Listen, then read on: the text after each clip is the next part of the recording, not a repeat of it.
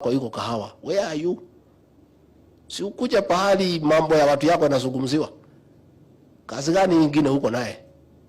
Ni gani hiyo? So utauliza wananchi kama walikuona huko nyumbani ama ulikuwa hapa. Ndio, kama huko wa nyumbani na huko hapa utaambia hao pahali ulikuwa. Nikimalizia, so that now we open this conference, watu wazungumuze. Na mimi siondoki. I'll sit here today, tonight, tomorrow. Tutakaa hapa. Basi miraa itakuja. Aburi. Hata miraa iko kwa barabara. Na Muguka. And we made a commitment, tutachagua mabalozi ya kwenda Djibouti na wapi kutoka area hii ndio waende watafute soko. That is a commitment that we made with the president, and that will be done. Finally, it is true, all these interventions, watu ya Meru, watu ya Mount Kenya, watu ya Rift Valley, watu ya Coast, tukienda kila pahali wanataka barabara, wanataka maji, wanataka fertilizer ikuwe subsidized, wanataka mama wazee over 70 years wapewe haki yao. Hii pesa we must collect it from somewhere. That is why we have the finance bill. We have the finance bill. Now let me tell leaders ambaye wanaongea cross purpose. It is only we are not taking time kueleza wananchi what is happening. Turuachia watu ya opposition na Twitter wapige kelele. We are coming to explain to the people why we must collect money to build their roads, to do their water. And the people will understand that they have started understanding. Wale ambaye wanasema finance bill ni mbaya ni ile watu ya Azimio. Mimi nimeuliza magavana juzi. Wewe governor, hata kama uko pande ya Azimio, uko na serikali, unataka pesa kutoka kwa serikali kuu from National Treasury. Yule Raila unafuata hana serikali yeyote. Yule Kalonzo hana serikali yeyote. Yule Martha Karua, hii msichana wetu hapa Kirinyaga, hana serikali yeyote. So wanamwambia mpinge. Nyinyi, we owe you money for 3 months, which we have not paid you because we don't have the money. We must collect it from somewhere. So wewe ukiwa governor unasimama kupinga ati umeambiwa na Raila na Martha Karua Kalonzo na hao hana serikali yeyote. Kazi yao ni kupiga kelele. But hakuna mtu anauliza hao mshahara, hakuna mtu anauliza hao barabara, hakuna mtu anauliza hao chochote, alafu wewe unafuata yeye. Sasa utafuata mtu ambaye hakuna mtu anadai yeye chochote. Na wewe uko na serikali.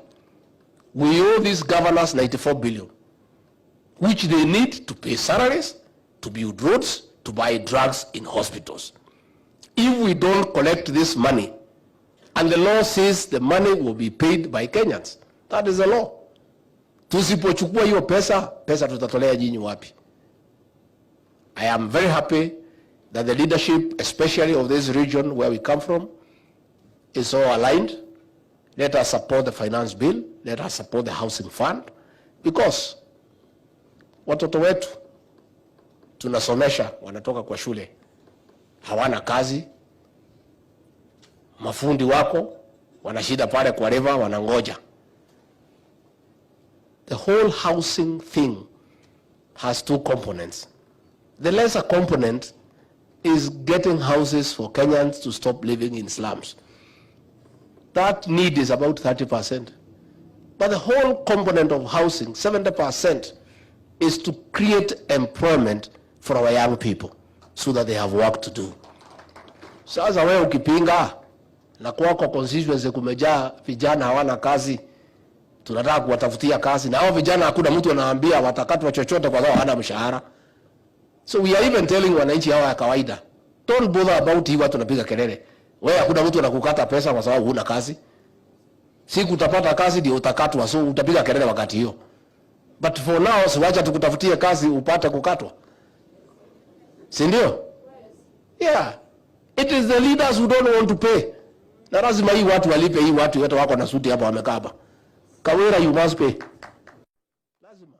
Kaduri, lazima. Hata mimi niko pale. Hii vijana wetu watatoa kazi wapi kama hatutengenezi fund ya kuwasaidia? But I can tell you, this incitement will come to an end.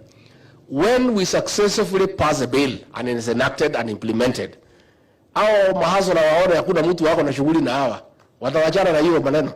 So these people will be talking to trees. Lakini wenye kusumbua ni wale ambaye hawana any obligation to anybody. Because hii watu ya Azimio hakuna mtu anauliza hao chochote. Labda wajukuu yao, and that one they can afford from their allowances. But kwa raia, they have no obligation to anybody. Finally, let me confirm to the media and the Kenyan people that the greatness of a leader is the ability to make hard decisions. This economy of Kenya, where we found it, and I said in Kasarani, we found a dilapidated economy with empty coffers.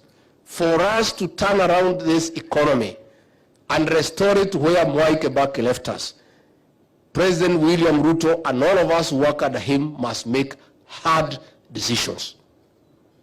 The decisions may be a little painful in the beginning, but along the way they will be rewarding.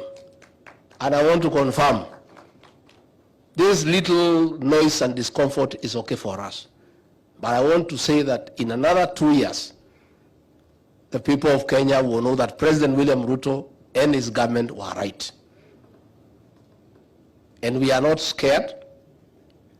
We are not intimidated, because we are in leadership to make hard decisions for the benefit of the country. We are also not cowards. Sisi si watu ya kushitishwa kidogo na kushtuliwa. Nimeona ati demands, ati amepeana demand. Sasa unapeana demands ukiwa nani? Wewe umechaguliwa na nani? Wewe ni nani kwa Kenya? Si ungoje 2027 you come and persuade these people to give you an opportunity. Wewe ulikuwa kwa serikali ya Uhuru Kenyatta, ulikuwa advisor, ungechangia hiyo maneno nasema. You did nothing. You left us a country that is torn apart. You destroyed the Jubilee agenda completely. You stopped housing. You stopped universal health care. You took us into useless ventures like BBI. You had the opportunity to do those things you are saying. Can you sit back and watch how governance is done? And then along the way utasema mambo yako. So niambie hao watu ya upinzani mpige kelele. Sisi we are focused. We have a manifesto. We have a plan. We have an arrangement with the people of Kenya. Kama hao watu ya upinzani mngekuja hapa kwa kahawa, mtuambie vile tutatengeneza kahawa. Sasa hata mkifaa sufuria kwa kichwa, how will it sort out our issues in this country? How? And I want to thank the people of this region walikataa hiyo maneno. Na hawezi kubali kwa sababu sisi ni watu pia tuko na heshima. Sasa mzee kama huyu wetu Kiraito Murugi tukimuona na sufuria kwa kichwa tutasema nini? Sisi tutaibika sana kama jamii. So pia nataka nipongeze viongozi kwa kuchunga heshima yetu. Even the Kamba community ya Hosea walikataa hiyo maneno. In fact, this whole thing is about one region only. People who follow a leader blindly without knowing where he is taking them. Wamefuata yeye miaka 30, wamekwama. Sasa wanaambiwa vaa sufuria kwa kichwa, wanavaa. Sasa kazi yao tu ni fujo. Jana wameumiza hii mtoto wetu Sabina Chege, wamempiga die huyo wako hapa. Sasa mnapiga wamama ya nini? Na sisi hata wamama sisi hata wale tuliwacha kupiga wamama, hata wale tumetolea mali. We don't fight them. When you fight women physically, what kind of a man are you? Wewe unapiga mwanamke na wewe ni mwanaume. Wewe it is embarrassing. Yeah? See, these are cowards. You don't fight women. How do you go to fight women physically to sort out whatever issues are there? Simupigana na Sabina kisiasa. Yeye ni party leader, yule mwingine anasema ni party leader. Siwangangane tujue ni nani party leader. Sasa ukitumana apigwe, does that make you a party leader? Sasa unajua hii watu ya Azimio wamekwama. They are desperate, they are living in denial. Walikuwa na system, walikuwa na deep state, tukawashinda. They are still not believing. How does you attacking Sabina physically help you? It is very, very embarrassing. And we want to ask leaders to be dignified. Parliament is a place for talking. Sasa kama ni vita, si muende kule North Rift pahali iko shida, mtusaidie. Mtusaidie na hiyo budgets wako huko, mungangane na hawa. Parliament uongee na mdomo na akili. Those are the things that are required in the National Assembly. A brain and a mouth. Just talk and say whatever you want to say. So Sabina, pole. Nitapanga kutafutwa buzi hapa utengenezewe supu alafu so that but it's the cost of leadership. Hata wewe ulijaribu kutoa huyo kuwa pata leader na kulipolizi yeye. Pia hata wewe pia ni jamba. So lazima pia upate matatizo jiani because you did what is unthinkable. So mimi nimeshukuru. Tutakubaliana tuongee kabisa openly. Have we agreed we are going to sort out this coffee issue once and for all? And you are the people destiny has placed in a unique opportunity to sort out the coffee subsector. When the history of how coffee was brought back to profitability, all of you here will have a chapter when that history is written. So mimi natakia nyinyi mema, mimi niko hapa tu kusikiza na kuandika. Tusikize mawaziri wako hapa, tusikize wakulima waongee, watu ya cooperative waongee, wataalamu waongee, kila mtu waongee, magavana wako hapa waongee. Tuandike, tuambiwe, mtatuambia vile tutafanya. Ikifika lunch, tuende tukule lunch, turudi. Tuendelee. Ikifika usiku, tuendelee. Sasa kila mtu wako hapa. Na kwa hivyo, kwa sababu mimi ndio nimelipa hoteli, nikisema isifunguliwe mpaka tumalize, funguo yote nipatiwe. So hakuna mtu anaenda kulala. Sababu sasa, that's why I paid the hotel. I knew you could pay for yourself. Lakini nikajua wengine mtanichenga. Nasema mimi nilipe, sasa mimi ndio mwenye funguo, ndio tukae hapa mpaka tumalize. Tumekubaliana watu wetu. I wish you God's blessings. May God guide you to have the right frame of mind to make practical suggestions in a very positive, objective and pragmatic manner for the benefit of our farmers. And when these farmers are sorted, na mimi hata nilimwambia rais, hii wakulima ya kahawa na majani chai na maziwa na miraa na avocado wakiweka pesa kwa mfuko, mimi hata akiniambia twende nyumbani tuko tayari kwenda, because that will be our legacy. Hata tusipofanya kitu kingine hiyo inatosha, tukirudishia watu wetu heshima yao. Tunataka kuona wamama wetu wakiwa na pesa kwa mfuko, wakiwa wasafi, wametengeneza nywele, wamepeleka kwa ile kinyungu imekorogwa inasimama vizuri. We like seeing our women clean and beautiful and looking well, and they cannot if they have no money. Si ndio? Si wamama ni maji na kibeti? Yeah, we want to restore the dignity and the beauty of our women as a society.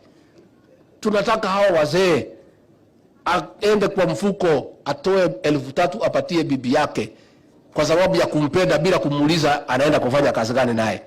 Lakini saa hii akipatiwa 1,000 anaambiwa aeleze inaenda kazi gani. Because hiyo 1,000 hakuna pesa nyingine isipokuwa 1,000. We want to go back there. And I can tell you as an administration, if we succeed to restore the dignity of our farmers and the Kenyan people, that will define the legacy of this administration. And all these people are persuaded. Huyu Linturi na Kuria wanazunguka na Chelugui, they are everywhere. They are working very hard. And I want to commend the 3 ministers, and we'll work together. Where you need my support, I'm available. Kwa hivyo, wapi MC atuambie how are we proceeding? Mumepanga vizuri? How we proceed so that sasa tuanze kuchukua